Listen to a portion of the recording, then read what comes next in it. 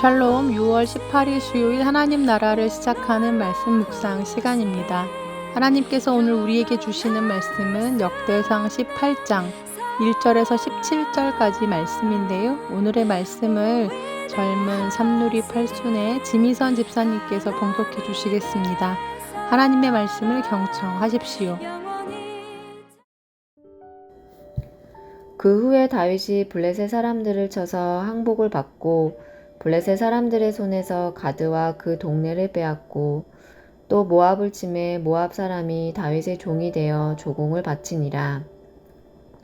소바왕 하닷에셀이 유브라데 강가에서 자기 세력을 펴고자 하매 다윗이 그를 쳐서 하맛까지 이르고 다윗이 그에게서 병거 1000대와 기병 7000명과 보병 20000명을 빼앗고 다윗이 그 병거 100대의 말들만 남기고 그 외의 병거의 말은 다 발에 심줄을 끊었더니 다메섹 아람 사람이 소바왕 하닷에셀을 도우러 온지라. 다윗이 아람 사람 22,000명을 죽이고 다윗이 다메섹 아람의 수비대를 두매 아람 사람이 다윗의 종이 되어 조공을 바치니라. 다윗이 어디로 가든지 여호와께서 이기게 하시니라. 다윗이 하닷에셀의 신하들이 가진 금 방패를 빼앗아 예루살렘으로 가져오고 또 하닷에셀의 성읍 디브핫과 군에서 심이 많은 놋을 빼앗았더니 솔로몬이 그것으로 놋대야와 기둥과 놋그릇을 만들었더라. 하맛 왕 도후가 다윗이 소바왕 하닷에셀의 온 군대를 쳐서 무찔렀다 함을 듣고 그의 아들 하도람을 보내서 다윗 왕에게 문안하고 축복하게 하니 이는 하닷에셀이 벌써 도후와 맞서 여러 번 전쟁이 있던 터에 다윗이 하닷에셀을 쳐서 무찔렀음이라. 하도람이 금과 은과 놋의 여러 가지 그릇을 가져온지라. 다윗 왕이 그것도 여호와께 드리되 에돔과 모압과 암몬 자손과 블레셋 사람들과 아말렉 등 모든 이방 민족에게서 빼앗아 온 은, 금과 함께하여 드리니라. 수레야의 아들 아비새가 소금 골짜기에서 에돔 사람 18,000명을 쳐 죽인지라. 다윗이 에돔의 수비대를 두매 에돔 사람이 다 다윗의 종이 되니라. 다윗이 어디로 가든지 여호와께서 이기게 하셨더라. 다윗이 온 이스라엘을 다스려 모든 백성에게 정의와 공의를 행할세. 수르야의 아들 요압은 군대 사령관이 되고 아힐룻의 아들 여호사밧은 행정장관이 되고 아히두베의 아들 사독과 아비아달의 아들 아비멜렉은 제사장이 되고 사호사는 서기관이 되고 여호야다의 아들 브나야는 그렛 사람과 블렛 사람을 다스리고 다윗의 아들들은 왕을 모시는 사람들의 우두머리가 되니라. 오늘 본문인 역대상 18장에는 다윗이 군사원정을 통해서 서쪽의 블레셋과 동쪽의 모압, 북쪽의 소바와 남쪽의 에돔까지 주변 열국을 차례로 정복하며 이스라엘을 왕국에서 제국으로 확장시켜 나가는 이야기가 기록되어 있습니다. 그리고 이러한 놀라운 승리의 이유에 대해 오늘 성경은 이렇게 이야기하고 있는데요. 6절과 13절 말씀입니다. 여호와께서 다윗이 어디로 가든지 이기게 하시니라. 아멘. 네, 다윗이 이긴 것이 아니라 하나님이 이기게 하셨다는 것입니다. 맞습니다. 이것은 단순히 다윗의 승리가 아니라 하나님의 역사였습니다. 하나님께서는 이미 다윗 이전에 아브라함 시대 때부터 오늘 본문에 언급된 이 이스라엘 주변 열국들과 그 땅을 이스라엘에게 주시겠다고 약속하셨었는데요. 함께 말씀을 몇 군데 찾아볼까요? 먼저 창세기 15장 18절 말씀입니다. 내가 이 땅을 애굽 강에서부터 큰 강 유브라데까지 내 자손에게 주었노니 라고 말씀하시죠. 이 경계들 안에는 블레셋과 모압, 에돔과 다메섹 그리고 소바가 다 포함되어 있습니다. 또한 민수기 24장 17절에서 18절 발람의 예언의 말씀을 보면 그 속에서 하나님의 약속을 발견할 수 있죠. 한 별이 야곱에게서 나오며 한 규가 이스라엘에게서 일어나서 모압을 이쪽에서 저쪽까지 쳐서 무찌르고 또 셋의 자식들을 다 멸하리로다. 그의 원수 에돔은 그들의 유산이 되며 그의 원수 세일도 그들의 유산이 되고 그와 동시에 이스라엘은 용감히 행동하리로다 라고 기록되어 있습니다. 즉 모압과 에돔의 패배와 멸망에 대해 하나님께서는 이미 말씀하고 계셨다라는 거죠. 뿐만 아니라 여호수아 13장 1절에서 6절까지 말씀에서도 아직 점령되지 않은 땅들이 남아 있지만 내가 그것들을 너희 손에 넘기겠다라고 하신 약속의 말씀이 나오는데요. 이 모든 약속의 말씀이 다윗 시대 때 이루어졌다라는 것입니다. 우리는 이러한 말씀들을 통해 오늘 이스라엘의 승리가 단순히 다윗의 전략이나 군사력의 결과가 아니라 하나님의 말씀의 성취였고 약속의 응답이었다는 걸 알 수 있습니다. 하지만 우리가 오늘 여기서 한 가지 꼭 기억해야 할 것이 있습니다. 그것은 하나님의 축복은 6절과 13절에 나오는 말씀처럼 어떤 일방적인 것이거나 자동적인 것이 아니라는 것이죠. 그에 합당한 우리의 삶의 태도들이 요구된다는 것입니다. 오늘 우리는 본문 속에서 자칫 지나칠 수 있는 4절과 11절 말씀에 주목해 보고자 합니다. 먼저 4절 말씀입니다.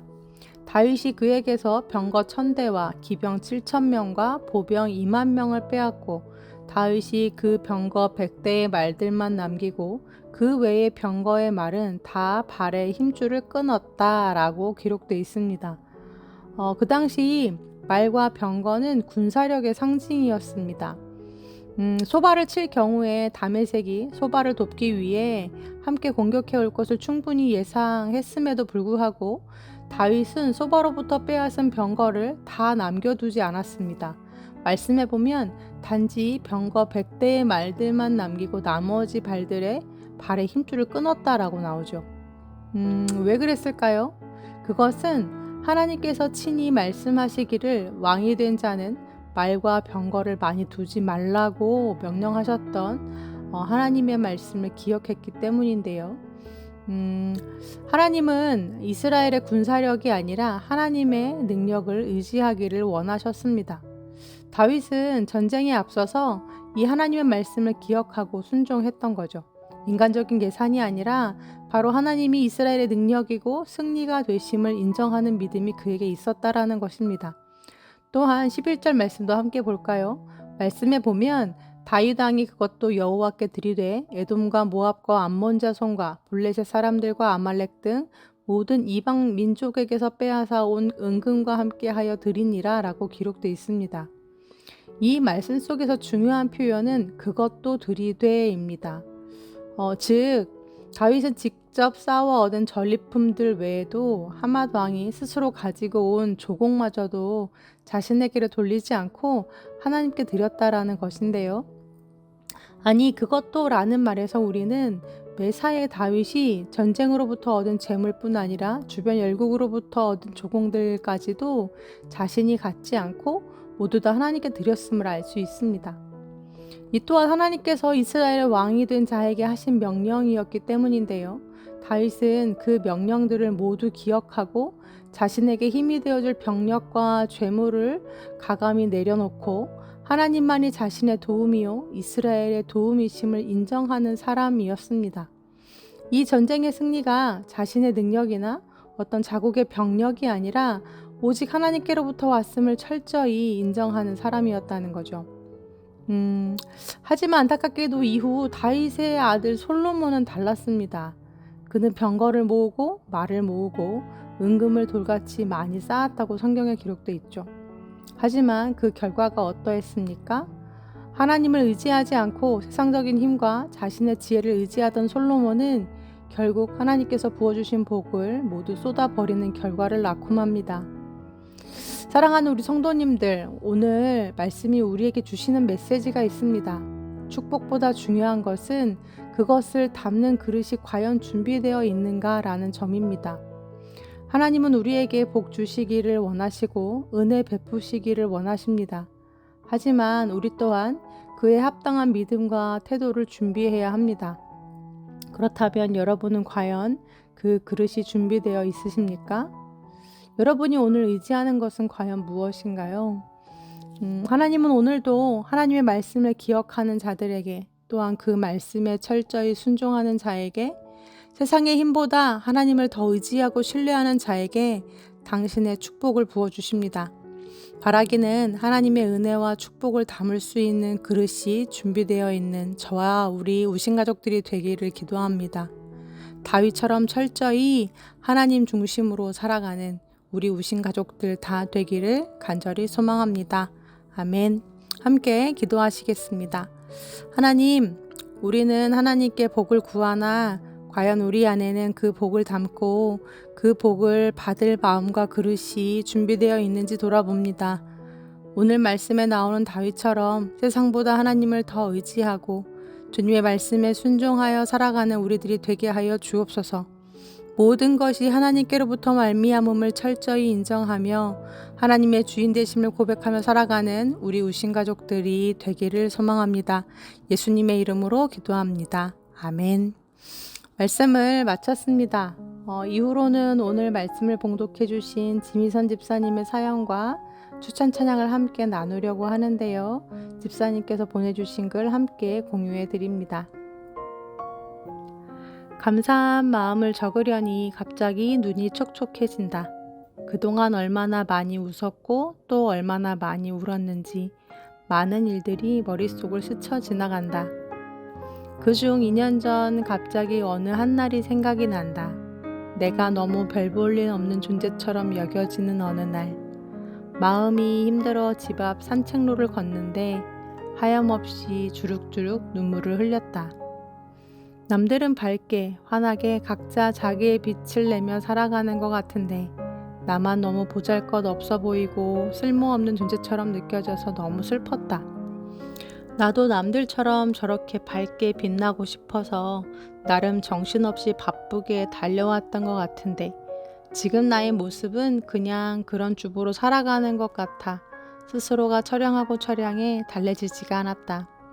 남편은 왜 그렇게 슬퍼하냐고 물었지만 아무 말도 들리지가 않았다. 혼자 감당하기 어려운 마음에 다음날 기도원에 가려고 하니 남편이 말없이 함께 가주었다. 기도원에 털썩 앉아 기도하며 하염없이 울고 있는데 잔잔하게 들려오는 것 같았다. 그래, 너는 깜깜한 어둠이 맞지만 그 어둠 가운데 그 빛은 너로 인해서가 아니라 오직 나로 인해서만 빛이 드리워질 수 있는 거란다. 나는 깜깜한 어둠이 맞구나. 내가 어찌할 수 없는 거구나. 하지만 그분으로 인해 비춰줄 수 있다는 말에 기뻐서 눈물이 하염없이 흘렀던 것 같다.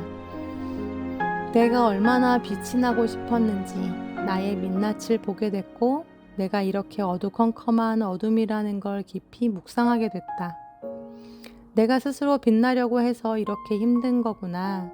그 빛은 내가 하나님 안에 함께 할 때 비로소 빛이 시작되는 것을 지금까지 많이 들어왔던 말씀이었던 것 같은데 나에게는 그날 참 새롭게 느껴졌다.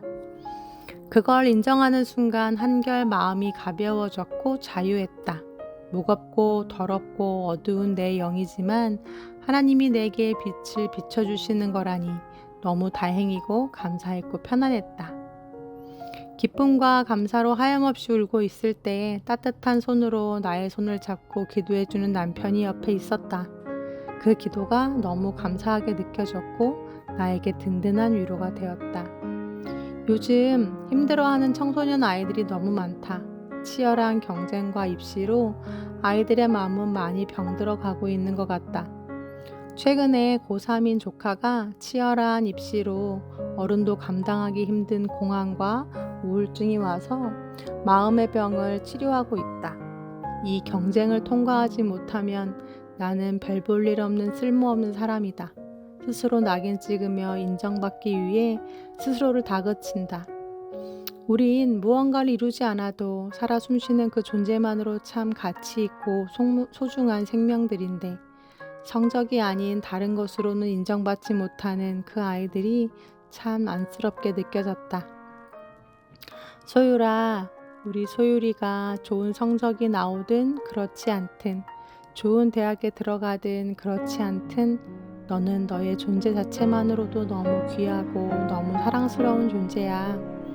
우리는 주 안에서 빛을 낼 수 있는 사람임을 기억하고 하나님이 그 빛을 내 안에서 마음껏 빛나게 하실 수 있도록 그 마음의 문을 조금씩 내어드려 보자. 이모도 이제 조금씩 한 걸음 뛰고 있으니 우리 소율이는 더 잘할 수 있을 거야. 소율아, 이모는 너를 응원하고 사랑한다. 네, 이렇게 집사님의 진솔한 경험담과 함께 사랑하는 조카에게 해주고픈 이야기를 꼭꼭 눌러 담아 사연을 보내주셨습니다. 사연 읽으면서 감동과 공감과 또 울림이 있었는데요. 우리 소율이가 이모가 전하는 복음의 메시지를 깨닫고 만나게 되기를, 또 우리 어른들이, 우리 아이들이 이 복음으로 자신을 귀하게 여기고 자녀들을 귀하게 여기고 서로를 귀하게 여겨줄 수 있는 사람들이 되기를 기도해 봅니다. 사연과 함께 집사님이 추천해 주신 찬양 빛으로 비추시네 함께 들으시면서 더 깊은 묵상 하시겠습니다.